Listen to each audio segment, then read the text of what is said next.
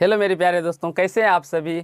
आशा है जो आप सभी अच्छे होंगे। चलिए आज हम लोग 1.3 को बहुत ही अच्छे तरीके से पढ़ते हैं और सीखने का समझने का प्रयास करते हैं। तो अगर आप लोगों ने अपने बेंच और टेबल पर नहीं बैठे हैं तो बैठ जाइए। आज का वीडियो बहुत ही मज़ेदार, बहुत ही अच्छे तरीके से समझाने वाला है। और मोबाइल को अपने कॉपी किताब के सामने रख लीजिए और अपने जो मैं बताता जाता हूँ वो अपने कॉपी पर नोट करते चलिए। मैं गारंटी देता हूँ जी इस टाइप के प्रश्न आपको ज़िंदगी भर में कभी भी कोई प्रॉब्लम नहीं होंगे और आप लोग को हमेशा हमेशा के लिए याद हो जाएंगे। आज के पार्ट में देखने के बाद √2, √5, √7 या इस प्रकार की जितने भी संख्याओं को हमें अपरमय संख्या साबित करना हो वो आप लोग चुटकियों में सॉल्व करेंगे। तो चलिए सबसे पहले हम लोग समझते हैं बिना देरी किए हुए जो √2 एक अपरमय संख्या है, ये तो आपको ही पता है और हमें भी पता है, लेकिन ये कैसे है वो हमें साबित करना है। चलिए हम साबित करते हैं।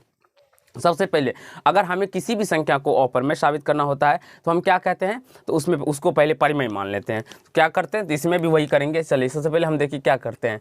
आपको भी बारीकी से बहुत ही अच्छे तरीके से समझना है, कहीं से कोई दिक्कत या समस्या का सामना नहीं करना पड़ा होगा। देखिए इसे मान लेंगे, माना कि √2 एक परिमेय संख्या है, माना कि √2 एक परिमेय संख्या है, ये मान लेंगे हम। आपको इतना मानने में कहीं से कोई हर्जा नहीं होगा और आप लोग भी मान सकते हैं। माना कि √2 एक क्या है, मेरा परिमेय संख्या है। तो जब आप सभी को पता होगा जो √2 क्या है, मेरा परिमेय संख्या है, तो √2 बराबर क्या हो जाएगा, p/q। इसीलिए √2 बराबर p/q। जहां आप सभी को पता होगा जहां p और q कोई सहवाची संख्या है,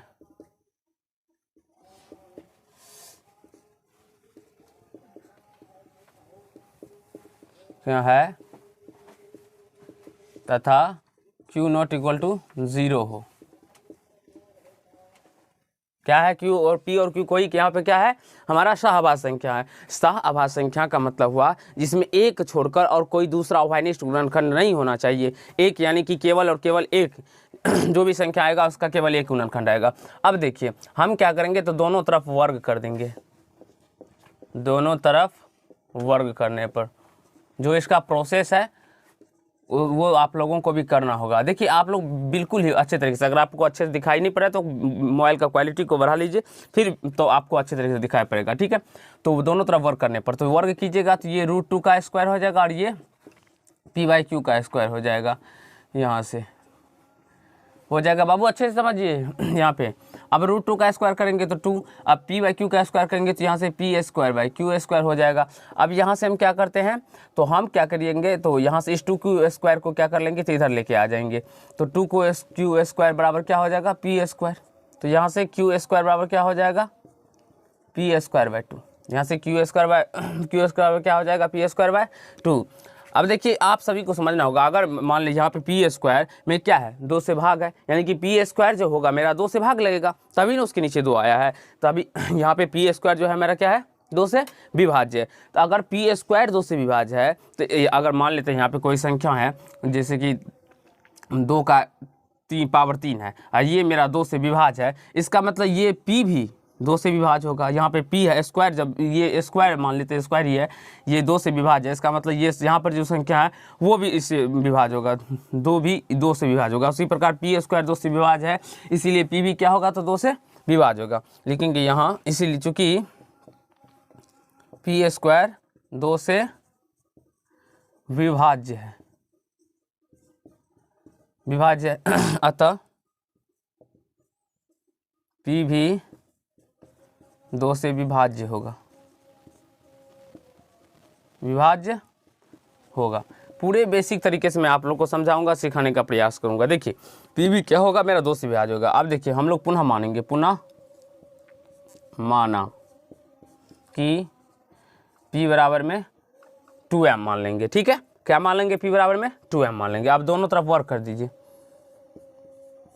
दोनों तरफ वर्ग करने पर, दोनों तरफ क्या करने पर, वर्ग करने पर।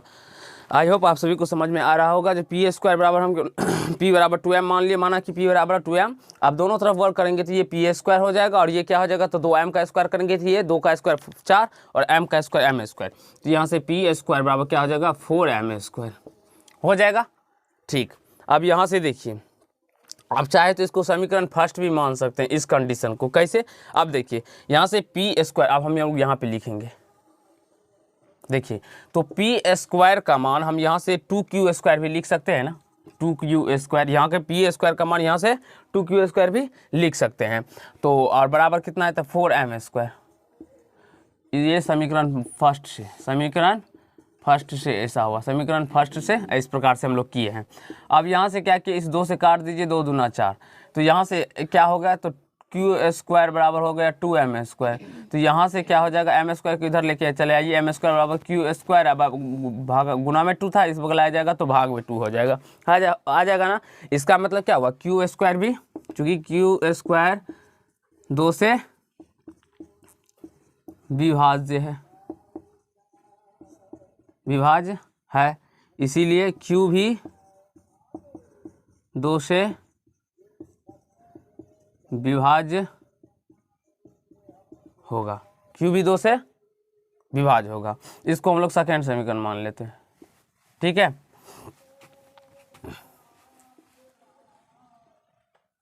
इसको क्या मान लेंगे, सेकेंड समीकरण। q भी क्या है, तो 2 से विभाज्य है ना, ठीक है, और q भी क्या है, 2 से विभाज्य। इसको चलिए इसको नहीं फर्स्ट मानिए, यहीं पे फर्स्ट मान लेते हैं, यहाँ पे फर्स्ट मान लेते हैं। अब देखिए समीकरण फर्स्ट तथा सेकेंड से स्पष्ट है कि √2 एक परिमेय संख्या है, यह मानना क्या है, गलत है, यह मानना क्या है, गलत है। अतः यहाँ से चलिए, यहाँ से यहाँ पे लिखते हैं, अतः √2 एक अपरिमेय संख्या है। इस प्रकार से आप लोग एग्जाम में बनाते हैं तो आपको पूरे के पूरे नंबर मिलेंगे और कहीं से कोई डॉट्स भी नहीं आपके बचे होंगे, आशा करता हूं। यहाँ से देखिए अब कैसे फर्स्ट था समीकरण से स्पष्ट हुआ, फर्स्ट था समीकरण से सेकेंड से यह ऐसे स्पष्ट हो गया क्योंकि आप सब समझने का प्रयास कीजिएगा। यहाँ पे देखिए समीकरण फर्स्ट मिटा दीजिए, यहाँ पे दे दीजिएगा पी स्क्वायर बराबर में 2q स्क्वायर, इस प्रकार से कोष्ट देखिए, ठीक है। देखिए समीकरण फर्स्ट में इसमें भी पी में 2 से भाग लग रहा है, समीकरण फर्स्ट से ये समझ में आ रहा है जब इसमें पी स्क्वायर में हमें 2 से भाग लग रहा है और समीकरण सेकेंड से q स्क्वायर में 2 से भाग लग रहा है। लेकिन मैंने ऊपर में ही लिख दिया था जहाँ p और q कौन सी संख्या है, तो सह आभास संख्या। सह आभास संख्या का मतलब हुआ जो जिसमें केवल और केवल एक उभयनिष्ठ गुणनखंड हो, वे प्रकार प्राकृतिक संख्या जिसके गुणनखंड केवल मतलब जिनके उभयनिष्ठ गुणनखंड एक होना चाहिए। लेकिन इसमें उभयनिष्ठ गुणनखंड कितने आ रहे हैं, इसमें भी 2 से भाग लग रहा है, इसमें भी 2 से भाग लग रहा है, इसका उभयनिष्ठ गुणनखंड 2 आ रहा है। इसीलिए हम लोग यहाँ पे लिखे हैं समीकरण फर्स्ट सेकंड से स्पष्ट है कि √2 एक परिमेय संख्या है, यह मानना गलत है क्योंकि हमारा इसमें उभयनिष्ठ गुणनखंड 1 आना चाहिए था, लेकिन तो आ तो रहा है 2, इसलिए यह मानना गलत है। अतः √2 एक अपरिमेय संख्या है, ये साबित हो गया। तो आशा करता हूँ आप लोग को समझ में आ गया होगा। तो जल्दी से इसे नोट कर लीजिए। मैं अभी आप लोग को इसी प्रश्न पे √3 भी बताऊँगा, सेम प्रश्न है, √5 भी बता दूंगा सेम, तो जल्दी से इसे नोट कर ले। चलिए फ्रेंड हम लोग क्वेश्चन नंबर √3 एक अपरिमेय संख्या है वो समझते हैं, ठीक है। तो यहाँ पे देखेंगे √3 एक अपरिमेय संख्या है, साबित करें, तो यहाँ पे हमारा नहीं आ पाएगा, तो इसीलिए हम लोग इसी प्रश्न में √3 को साबित कर देते हैं। सिंपली जहाँ जहाँ हमारा √2 होगा वहाँ पे √3 देंगे। चलिए पहले प्रश्न को चेंज कर देते हैं, यहाँ पे √3 लिख देते हैं। उसके बाद यहाँ पे देखिए √2 को माने थे एक परिमेय संख्या है, तो ये √3 दे दीजिएगा, यहाँ पे भी √3 दे दीजिएगा। सेम प्रोसेस है, बिल्कुल कहीं से कोई दिक्कत या समस्या नहीं होगा। यहाँ पे भी √3, यहाँ पे स्क्वायर करेंगे तो 3 आ जाएगा, यहाँ पे भी 3 आ जाएगा, यहाँ पर भी क्या आ जाएगा, तो 3 आ जाएगा, गुना के टर्म में, इधर आएगा तो भाग के टर्म में आ जाएगा। यहाँ से पी स्क्वायर 3 से विभाज्य है, अतः पी भी क्या होगा, तो 3 से विभाज्य होगा। पुनः माना कि यहाँ पे क्या करेंगे, तो हम लोग 3m मानेंगे, 3m। अब स्क्वायर करेंगे तो ये 9m स्क्वायर हो जाएगा, पी स्क्वायर बराबर 9m स्क्वायर। अब यहाँ से ये पी कितना था, यहाँ पे देखेंगे तो यहाँ पे ये 3 था, तो इसलिए 3 के पी स्क्वायर बराबर क्या हो जाएगा, 3q स्क्वायर। यहाँ पे देखिए पी स्क्वायर बराबर 3q स्क्वायर था, तो यही तो पी स्क्वायर था यहाँ पे, तो पी स्क्वायर का मान 3q स्क्वायर रख दिए। अब यहाँ से यहाँ तो 9 होगा, तो यहाँ पे 9 दे देंगे, क्योंकि देखिए ना 9m स्क्वायर अभी लिए ना 9, तो यहाँ से 3 से 3 मरतबे 3 9 चला जाएगा, तो q स्क्वायर बराबर क्या हो जाएगा, 3m स्क्वायर। 3m square. अब अलग करके बताते हैं, इसमें भी ज़्यादा टाइम लगता है, इसी सवाल में बता देते हैं तो 2 मिनट के अंदर मैं बता भी दूंगा आप लोग को और आप लोग भी समझ जाएंगे। तो यहाँ से 3m स्क्वायर, तो यहाँ पे क्या हो जाएगा, तो m स्क्वायर बराबर क्यू स्क्वायर बाय 3, अतः क्यू स्क्वायर 3 से विभाज्य है, इसीलिए क्यू भी 3 से क्या होगा, विभाज्य होगा। समीकरण फर्स्ट और सेकंड से स्पष्ट है कि √3 एक अपरिमेय संख्या है, यह मानना गलत है, अतः √3 एक अपरिमेय संख्या है, अपरिमेय संख्या है, साबित हो गया। देखिए इस प्रकार से आप लोग √5 को भी कर सकते हैं, √7 को, तो मैं √5 इसी प्रकार करके आप लोग को समझा दूंगा। तो फिलहाल जल्दी से इसे नोट कर लीजिए, मैं आप लोग को समझाने का प्रयास करूंगा। इसे नोट कर लीजिए, मैं अभी आप लोग को बता देता हूँ 1 सेकेंड के अंदर।